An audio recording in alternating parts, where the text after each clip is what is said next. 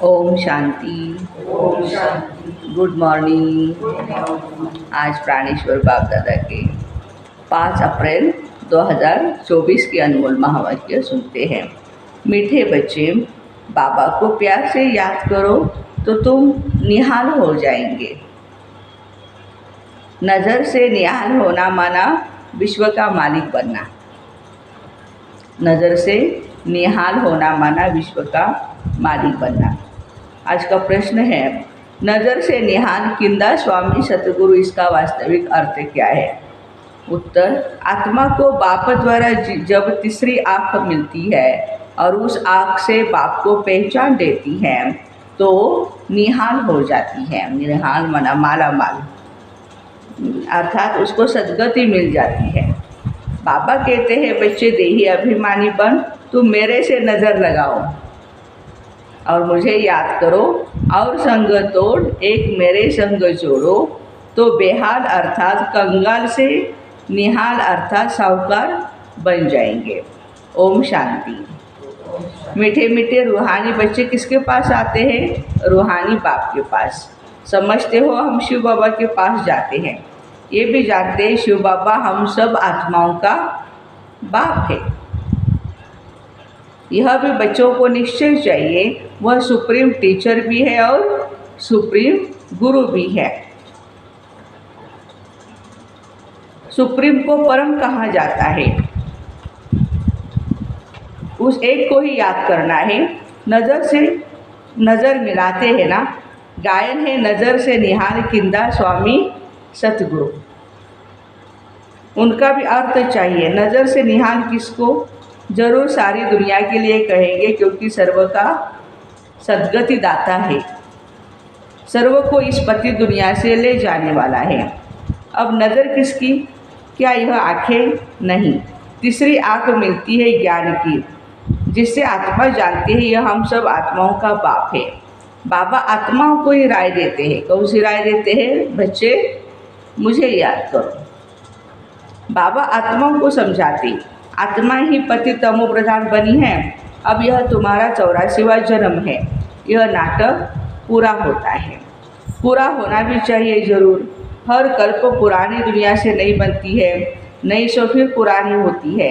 नाम भी अलग है, नई दुनिया का नाम है सतयुग। बाबा ने समझाया, पहले तुम सतयुग में थे, फिर पुनर्जन्म लेते लेते 84 जन्म बिताए। अब तुम्हारी आत्मा तमो प्रधान बन गई है। बाबा को याद करेंगे तो निहाल हो जाएंगे। आज एक ही शब्द पूरा दिन याद रखेंगे, नज़र से निहाल, और उसकी चिंतन में चले जाएंगे। बाबा सन्मुख कहते हैं, मुझे याद करो। मैं कौन? परमपिता परमात्मा। बाबा कहते हैं, बच्चे देही अभिमानी बनो। इतनी सुंदर हम आत्मा है, तो आत्मा अभिमानी बने, देह अभिमानी नहीं। आत्मा अभिमानी बन, तुम मेरे से नज़र लगाओ तो तुम निहाल हो जाएंगे। बाबा सन्मुख कहते हैं, मुझे याद करो। बाप को याद करते रहो, इसमें कोई तकलीफ नहीं। आत्मा ही पढ़ती है, पाठ बजाती, कितनी छोटी है। जब यहाँ आते हैं तो 84 जन्मों का पाठ बजाते, फिर वही पाठ रिपीट करना है। 84 जन्मों का पाठ बजाते आत्मा पतित बन पड़ी है। अब आत्मा में कुछ भी दम नहीं रहा है। अब आत्मा निहाल नहीं, बेहाल है, कंगाल है। फिर निहाल कैसे बने? ये अक्षर भक्ति मार्ग के हैं, जिस पर बाप समझाते, वे शास्त्र चित्र आदि पर समझाते। तुमने यह चित्र श्रीमत पर बनाए हैं। आसुरी मत पर तो अनेक ढेर के ढेर चित्र बनाते, उनका कोई ऑक्यूपेशन नहीं। यहाँ तो बाप आकर बच्चों को पढ़ाते। भगवान वाच है तो उनकी नॉलेज हो गई। स्टूडेंट जानते हैं यह फलाना टीचर है। यहाँ तुम बच्चे जानते हो बेहद का बाप एक ही बार आकर ऐसी वंडरफुल पढ़ाई पढ़ाते हैं। इस पढ़ाई और उस पढ़ाई में रात दिन का फर्क है। वह पढ़ाई पढ़ते पढ़ते रात पड़ जाती है, इस पढ़ाई से दिन में चले जाते हैं सतयुग में। वह पढ़ाइयाँ तो जन्म जन्मांतर पढ़ते आए। इसमें तो बाप साफ बतलाते हैं कि आत्मा जब पवित्र होगी तब ही धारणा होगी। कहते हैं ना, शेरनी का दूध सोने के बर्तन में ही ठहरता है। तो बच्चे भी समझते हो, अब हम सोने का बर्तन बन रहे हैं। होंगे तो मनुष्य ही, परंतु आत्मा को संपूर्ण पवित्र बनना है। 24 कैरेट था, अभी 9 कैरेट हो गया। आत्मा की ज्योति जो जगी हुई थी अब बुझ गई। ज्योति जगी हुई और बुझी हुई वालों में भी फर्क है। ज्योति कैसे जगी और पद कैसे पाया, ये बाबा समझाते। बाबा कहते बच्चे मुझे याद करो, जो मुझे अच्छी तरह याद करेंगे मैं भी उनको अच्छी तरह याद करूँगा। ये भी जानते हैं बच्चे, नज़र से निहाल करने वाला एक ही स्वामी है, इनकी आत्मा भी निहाल होती है। तुम सब परवाने हो। शिव बाबा को कहा जाता है क्षमा। कोई परवाने सिर्फ फेरी पहनने आते हैं, अच्छा अच्छा करके निकल जाते हैं फेरी पहन कर, और कोई होते हैं जो बाबा के ऊपर पूरा का पूरा फिदा हो जाते हैं।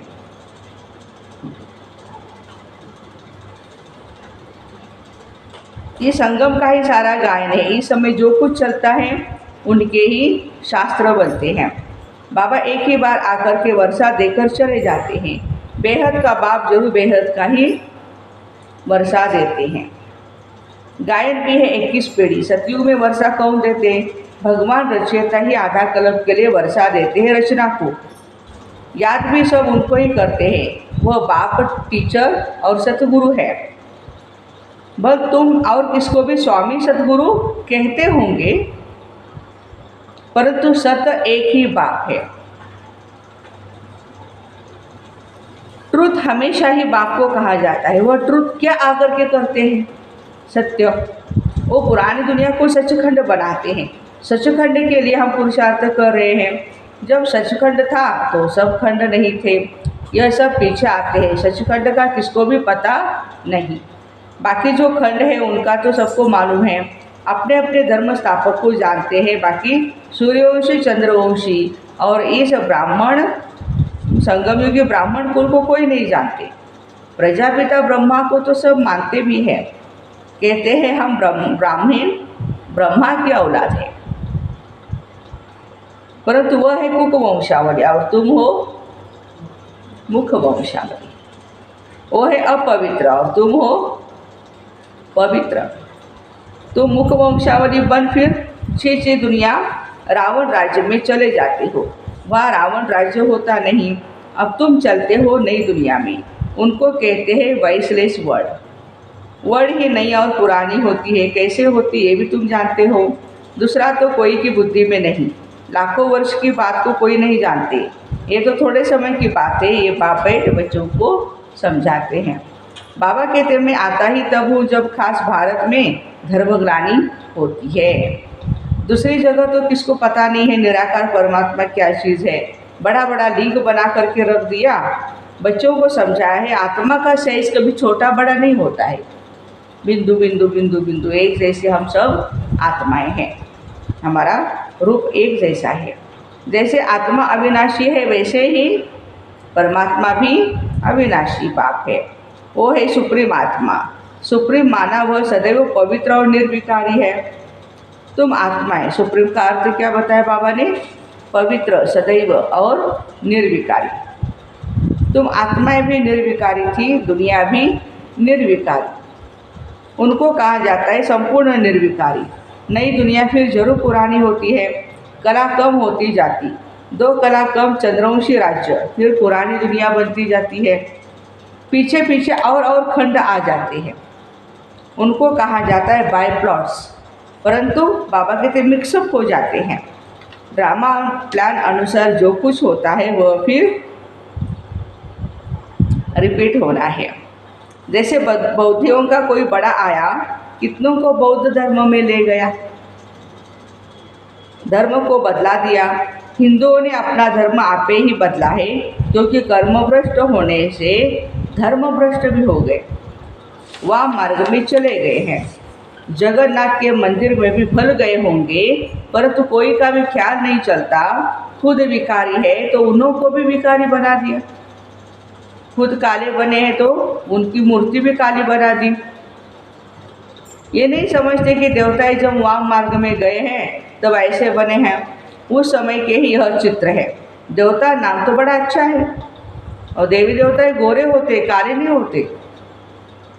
सारी की सारी मूर्तियां काली बना देते हैं।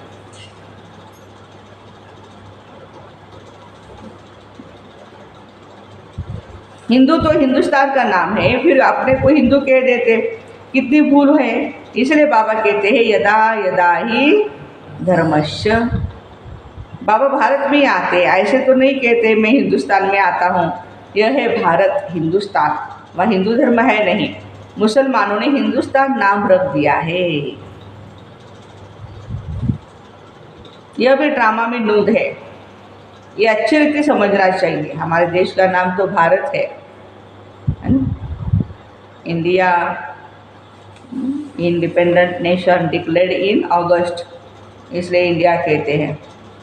बाबा कहते बच्चे भारत हमारा नाम है, हमारे देश का अच्छी रीति समझाना है। ये भी नॉलेज है।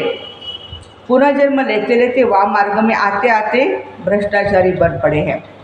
फिर उन्हों के आगे जा कर के कहते हैं आप संपूर्ण निर्विकारी हो, हम विकारी पापी हैं।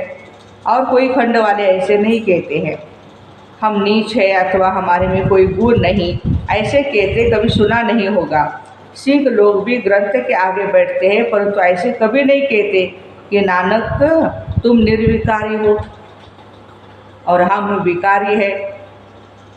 नानक पंथी कंगन लगाते हैं, वो है निर्विकारी पने की निशानी।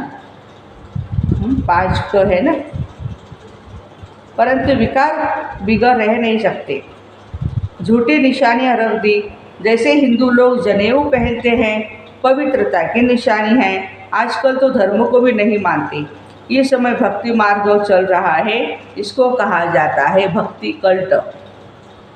ज्ञान कल्ट सतयुग में है। सतयुग में है देवताएं संपूर्ण निर्विकारी, कलयुग में संपूर्ण निर्विकारी कोई हो न सके।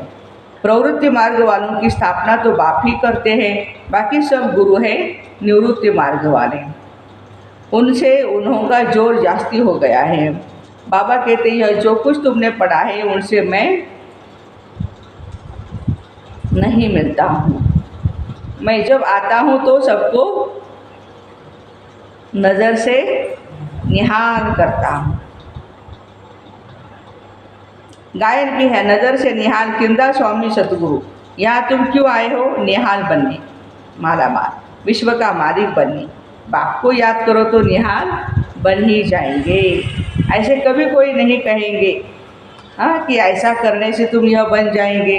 किसी भी सत्संग में हमने ऐसी बातें नहीं सुनी हैं।